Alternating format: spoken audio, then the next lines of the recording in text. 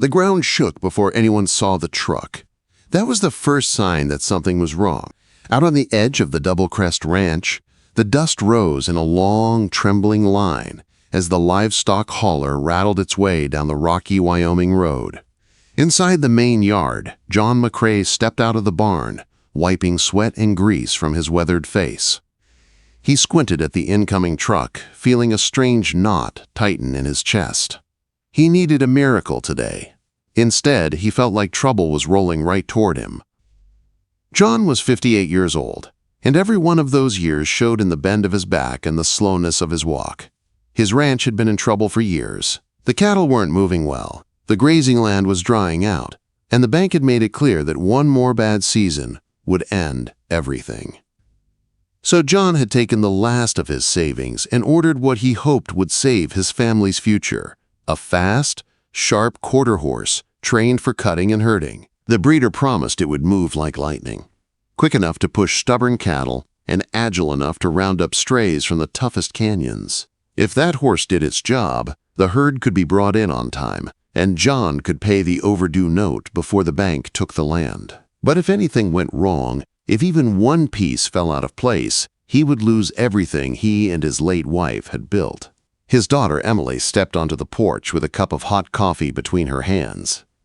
She was only 22, but the last year had carved worry into her face. She tried to smile as the truck approached, but John could see the same fear he carried sitting behind her eyes. "This is it?" she asked quietly. "This better be it." John pushed his hat lower against the wind. "This horse is our last chance." The truck grinded to a stop, coughing out dust and exhaust. The driver jumped down, a tall man with sunburned cheeks and tired eyes. He held a thick clipboard and a pen that barely worked. "Delivery from McCrae Ranch," he called. John signed without hesitation. "Let's get him out." Quote. Emily came down the steps, her boots tapping lightly against the wooden boards. She stood beside her father, hope flickering across her face. The driver walked to the back of the trailer and dropped the ramp.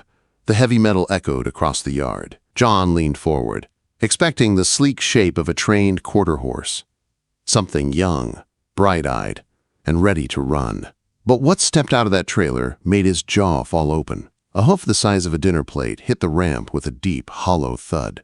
Then another. Then a shadow filled the trailer doorway. A shadow far too large to belong to any cow horse on this side of the Rockies. The creature that lumbered out looked like it belonged in a logging camp, not a cattle ranch. The horse stood over 18 hands tall, muscles bulging beneath a thick golden coat. His mane hung heavy and tangled past his massive neck, and the feathers around his feet swayed like snowdrifts with each slow step. Emily gasped. John staggered back. "What on earth is that?" he cried. "That," the driver said with a helpless shrug, "is Bear. Belgian draft, 7 years old. Fully broke to harness. Real gentle type." John's face flushed red. "I ordered a quarter horse, a cattle horse, something fast." "Sir, this is the horse on the paperwork." "I can't use this animal. He's a walking boulder." Bear blinked slowly, lowering his giant head toward John as if trying to introduce himself. His breath puffed warm against John's shirt as he gave a soft, rumbling snort. Emily put a hand over her mouth, fighting a smile. "He's huge," she whispered. "He's a mistake," John snapped. "A very expensive mistake." He spun toward the driver. "Take him back." "Can't," the man said, already climbing into the cab. "I've got deliveries all night. You'll have to call the broker." Before John could argue, the truck roared to life. Tires spun against the dirt, flinging dust and grit into the air. And then the truck was gone, leaving a stunned rancher, his worried daughter, and a giant draft horse standing alone in the yard. John ran inside and spent half the day battling with the broker's office. When he finally reached someone, the news was worse than he imagined. The breeder handling the sale had filed bankruptcy. All transactions were frozen. The horse John ordered was missing, and Bear, the draft horse now eating hay like a machine, legally belonged to the McCrae Ranch until further notice. 6 months. Maybe longer. John slammed the phone so hard the receiver bounced off the table. 6 months with a horse that's going to eat us out of house and home." Emily looked at Bear through the dusty window. The big horse stood calmly in the yard, swishing his tail, watching the wind as if nothing in the world bothered him. "He seems sweet," she said softly. "He's useless," John muttered. "We can't herd cattle with that monster. He'd sink into the canyons. A cow would run circles around him." Emily didn't argue, but she watched the draft horse with a thoughtful look in her eyes, as if she saw something her father didn't. Late that evening, a white truck pulled into the yard. Mark Stanton stepped out, a wealthy land developer who had been sniffing around the ranch for years. He leaned against the fence, smirking at the giant horse. "Well, John," he said, "didn't know you were starting a circus?" "Go home, Mark," John warned. Mark shrugged. "Winter's coming early. You lose one more herd, and the bank will hand your land to the highest bidder." He tapped the fence. "And I'll be there waiting."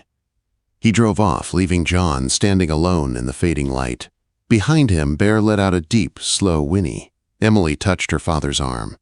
"Dad, maybe he's not here by accident." John shook his head. "He's a burden we can't afford." But the sky above them darkened into a heavy, bruised purple. The temperature dropped. And somewhere out in the far hills, the cattle cried against the wind. Winter wasn't coming. It had already arrived. By morning, the cold had teeth. A sharp wind cut through the valley, lifting dust from the frozen ground and carrying it toward the mountains where the McCrae herd had wandered days earlier. John stood on the porch staring at the sky, watching heavy gray clouds crawl over the peaks like a living thing. He felt the dread build in his gut. The storm was coming fast, too fast to ignore. "We need to bring the herd down from Slate Ridge," he said, pulling on his gloves with stiff fingers. "That's almost 5 miles," Emily answered. "And the dirt bikes need new batteries." "Then we go on foot." Emily stepped closer. "Dad, you can't walk that far in deep snow. Your knee barely handled last winter." John didn't argue. He just looked toward the corrals, where Bear stood chewing hay with slow, powerful bites. The ground trembled each time he shifted his weight. As if sensing eyes on him, Bear lifted his head. His dark, gentle eyes looked straight at John, unblinking. Calm. Ready. A mountain disguised as a horse. John shook the thought away. He can't herd cattle. He's too slow. Too heavy. But the truth sat heavy in his chest. He didn't have another horse. He didn't have another choice. By noon, they bundled up in thick coats and loaded ropes, blankets, and feed into a small wooden sled from the tool shed. It wasn't much, but it was all they had. The wind began picking up, swirling bits of snow into the air like early warnings. "Dad," Emily said softly, "let's try." John sighed. "I hope you know this isn't a good idea." Bear stood perfectly still as they slipped the worn harness over his broad shoulders. The old leather creaked, stiff from years in storage. John adjusted the straps, expecting Bear to shift or resist, but the big horse lowered his head as if he'd done this 1,000 times. When John clipped the final buckle, Bear straightened. His chest expanded. His stance widened. He looked different, like a worker waking up after a long sleep. "Walk on," John said hesitantly. Bear leaned into the harness. The sled moved, not with a jerk, but with a steady, smooth pull that felt almost effortless. Emily climbed onto the sled, holding the side rails as John walked beside Bear through the yard and out onto the trail. For the first mile, the weather held steady. The cold bit hard, but the wind stayed manageable. Bear's breath rose in thick clouds around his muzzle, and his huge hooves beat a slow rhythm on the hard ground. He was slower than a quarter horse, but unstoppable, moving forward with the steady power of a train engine. "We might actually make it," Emily said, her voice hopeful. But then it happened. The storm slammed into them like a crashing wave. Snow blasted sideways across the plains, wiping out the trail in seconds. The wind howled so loud John could barely hear his own voice. The world turned white, a swirling curtain that erased everything more than 10 feet away. "We need to go back," Emily shouted. "We can't. The herd will die up there." Bear kept moving, unbothered by the storm. His giant hooves crushed through drifts that reached Emily's knees. His body shielded them from the worst of the wind, cutting a path through the storm with sheer strength. After an hour of brutal pushing, they reached the base of Slate Ridge. The snow was too deep to walk beside him now, so John climbed onto the sled beside Emily, gripping the edge as Bear hauled them upward. The ridge narrowed into a steep slope twisted with frozen brush. A smaller horse would have slipped. A bike would have sunk. A truck never would have made it. But Bear trudged forward, muscles rippling as he broke trail through the growing drifts. "Come on, big guy," Emily whispered, her gloved hand resting on the back of his harness. "You're our only hope." A deep bellow echoed across the storm. John's heart jumped. The herd. Bear heard it too. His ears pricked up. His pace quickened. His body leaned harder into the harness, as if the sound had flipped a switch inside him.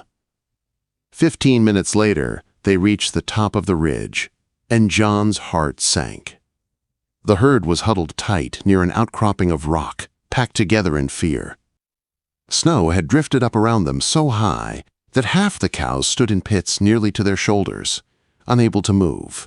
Their breaths were slow, their bodies shaking. "They're freezing," Emily cried. "Dad, if we don't move them now." "I know," John said, voice breaking. "They're done for." He waded through the deep snow, nearly falling with each step.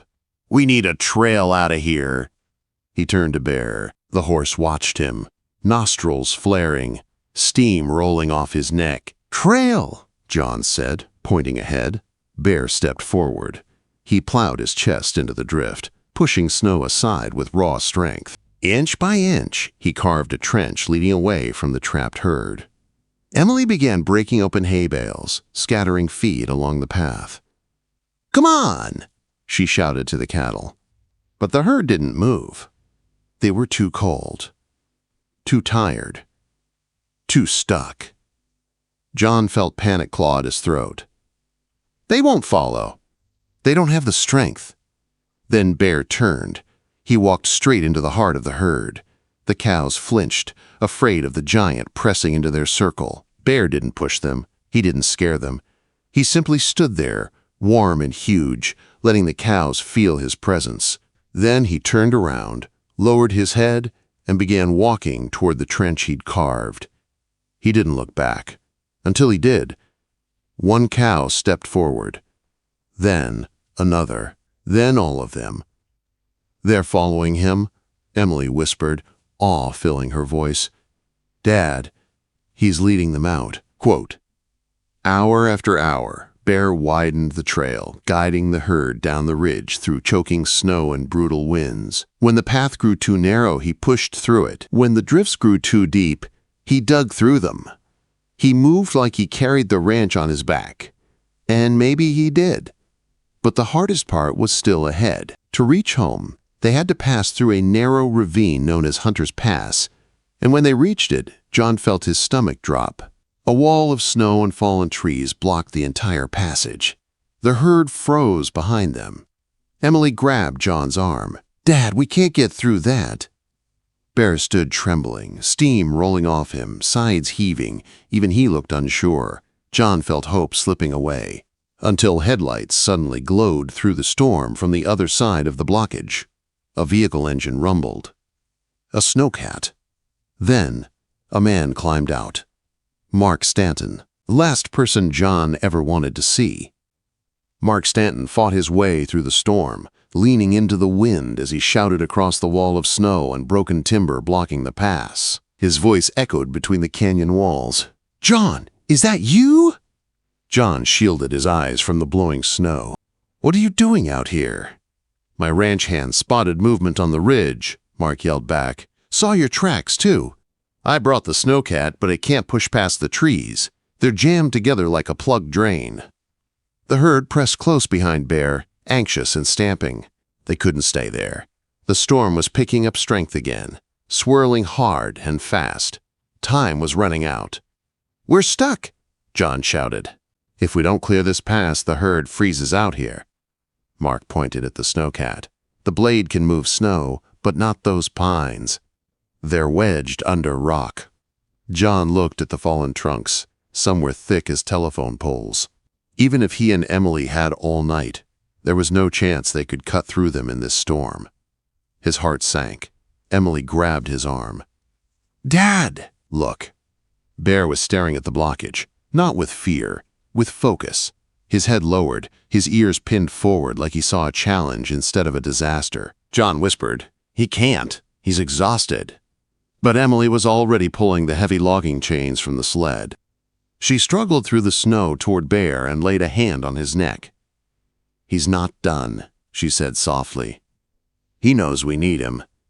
Bear let out a deep rumbling sound and stepped forward. John tied the chains around the thickest pine trunk in the jam.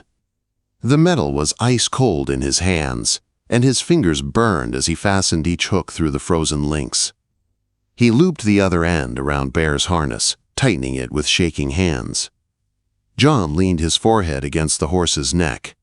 "I know I didn't want you here. I know I called you useless, but I'm asking you now, please, boy, please help us." Bear's breath misted through the air. He planted his hooves deep in the snow. John backed away. "Pull!" Bear surged. The chains snapped tight with a sharp metallic crack. Bear slipped forward, hooves skidding on hidden ice. For one terrifying moment, he fell to his knees. "No!" Emily screamed. Bear didn't stay down. He heaved himself back up, shaking snow from his mane. His muscles bulged under his soaked coat. He leaned his entire weight into the harness and pulled with a sound like a roaring volcano buried under a mountain. The pine groaned. Snow shook loose. The roots tore free from the frozen ground with a deep ripping sound. Then, the trunk moved. Bear dug deeper, pulling like the earth itself depended on it. The whole blockage shuddered, timber shifted, snow slid down in waves. Mark shouted from the other side, "It's breaking! Keep going!" One final pull. One final surge of raw strength. The massive pine snapped free, dragging the tangled mess of trunks and snow with it. The dam burst open, clearing the pass in one thunderous collapse. Bear stumbled back as the last of the debris rolled aside, leaving a narrow but open path through the ravine. John stood stunned, snow sticking to his eyelashes. Emily wiped tears from her cheeks. Bear lowered his head, exhausted but triumphant. Mark climbed over the opened path, shouting above the wind. "John, I've seen draft horses my whole life. I've never seen anything like that." But there was no time to talk. The herd began shuffling forward, moaning with relief as they followed Bear down the newly opened trail. Emily guided them from behind, pushing the stragglers forward. For the next 2 miles, Bear led the way, steady, slow, powerful. When they finally reached the lower valley, the storm began to break. Dawn painted the sky with pale orange. The ranch buildings came into view through the thinning snow. Every single cow made it home. Inside the barn, the animals settled into warm bedding and fresh hay, but Bear collapsed the moment they unhooked his harness. Dr. Miller arrived minutes later, rushing through the barn doors with a medical bag. "He's exhausted," the vet said, kneeling beside the giant horse. "Severe muscle strain, high dehydration. But he fought like a warrior. He'll live if he rests." John sank onto a stool, head in his hands, shaking with relief. Emily sat beside Bear, stroking his big velvet nose. Snow melted in his mane. His breaths came slow and heavy. Hours later, the barn door creaked again. Mark stepped in. This time, he wasn't smirking. His designer boots were gone, replaced with worn ranch boots splattered with mud. He held his hat in his hand, looking strangely small. "How is he?" Mark asked quietly. "He'll make it," John said. "Thanks to him, we all will." Mark nodded. "He saved both our ranches." He reached into his jacket and pulled out a folded piece of paper. John stiffened, expecting another offer to buy his land. Instead, Mark held out a check. "For you," he said, "20,000. I'm not buying your ranch, I'm helping save it." John stared. "Why?" Mark looked at Bear lying in the straw. because after tonight, I know what real grit looks like, and I won't stand in the way of men who still have it." John blinked hard, fighting tears. Mark turned to leave, but paused at the door. "That horse, he's something special. If he ever sires a colt, I'd sure like first pick." "He's a gelding," John said with a tired smile. "No colts coming." Mark chuckled. "Well, keep the check anyway. Call it a lesson I needed." He walked out into the cold morning. John knelt beside Bear. The giant horse cracked one eye open, letting out a soft sigh. Emily whispered, "Dad, I think he wants to stay." John placed a hand on Bear's warm neck. "He's home, Emily. He's home for good." The sun rose over the Double Crest Ranch, shining across the white fields and the warm barn. The storm was gone. The herd was safe. And the mistake that arrived on their doorstep wasn't a mistake at all. He was their miracle.